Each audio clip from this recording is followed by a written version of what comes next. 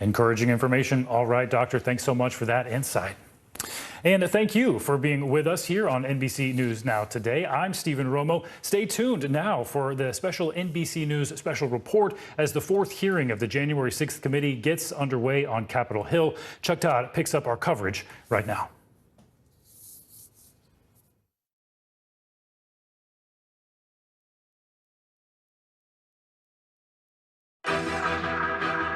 This is an NBC News special report.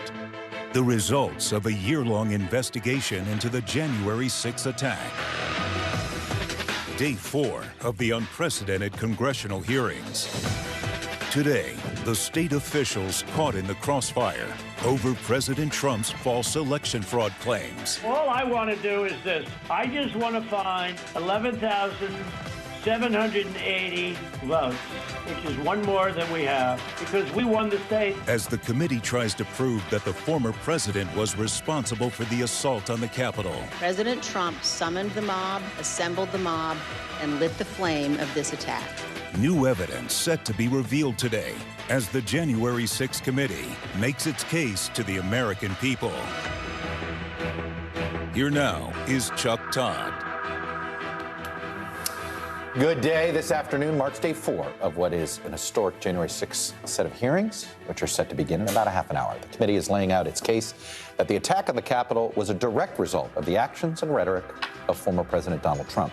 The committee is accusing the president of using a lie that the election was stolen from him to incite a mob of supporters to storm the Capitol building. The last hearing focused on the former president's pressure campaign against his then Vice President Mike Pence to use his power to overturn the election or stop the certification process.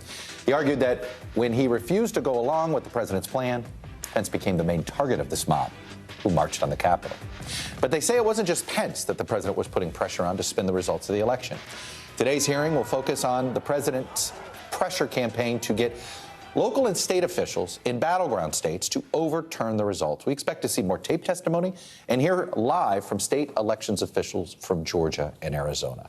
Let's bring in NBC News senior Capitol Hill correspondent Garrett Hake on what we can expect today. So, Garrett, again, we expect to hear a lot of Republican voices today making some allegations against the former president. Hearing process is not just for America, it's for an audience of one, and that one is Merrick Garland. Yeah, and the pressure building on him is only becoming greater.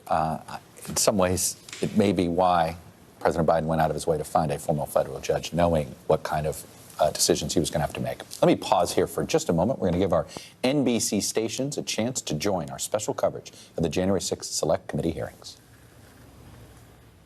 Design Center.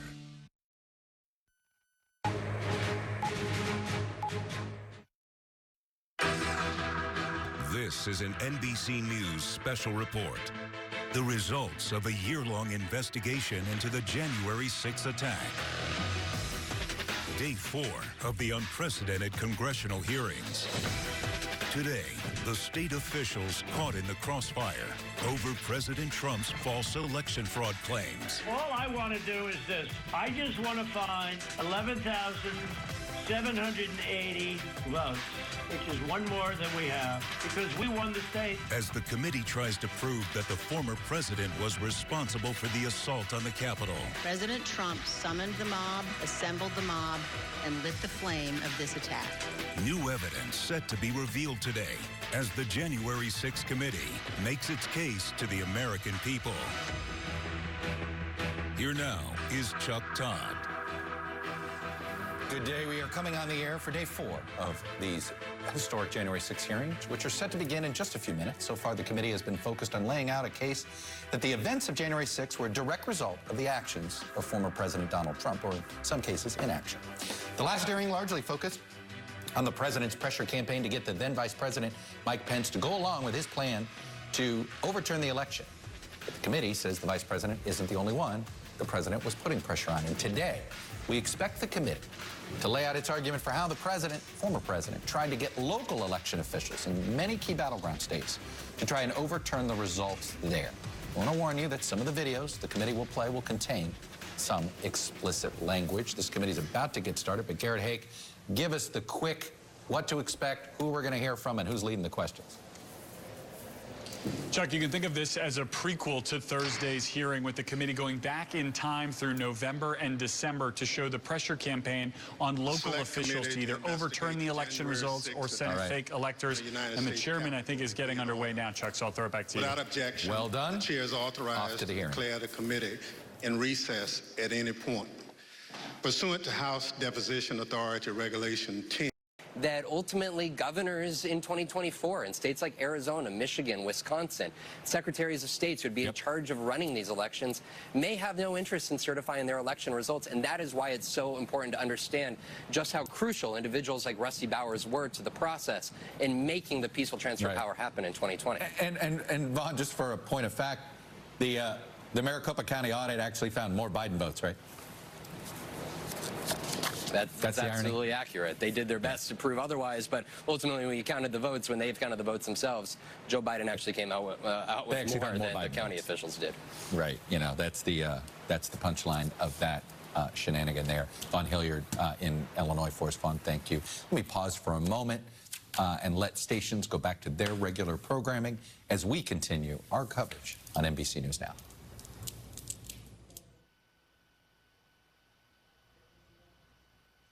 Pull straight back. All right. Okay? Yep. Okay. So. We are back here on NBC News Now. And Yamiche, before we hand the baton over to Kristen Welker for Meet the Press Now, I want to put up this graphic here about the issue of Secretary of State. Vaughn, in some ways, teed us up pretty well. And it is really remarkable here. The Secretary of State's offices are not elected in every state. They used to be in Florida, for instance, but not anymore. That's an appointment. Everything in gray, the elections, it's an appointed position. Those obviously colored in most cases. It is an elected position. And we're seeing a lot of money being thrown at what is normally basically a race that goes to the party that wins the governor's race, to be quite frank. It is rare that you have a Secretary of State and a governor. Voted for Trump. He might have considered it. But even then, there was not enough to even get him to think about it. Goes back to, we have a lot of theories. A lot of theories short on evidence, Chuck. Short on evidence. Probably the theme of the Trump legacy. That concludes our coverage. We're going to have much more tonight on the NBC Nightly News with Lester Holt. We'll have it throughout the day right here on NBC News Now. For all of my colleagues at NBC News, I'm Chuck Todd. Thank you for watching our special coverage.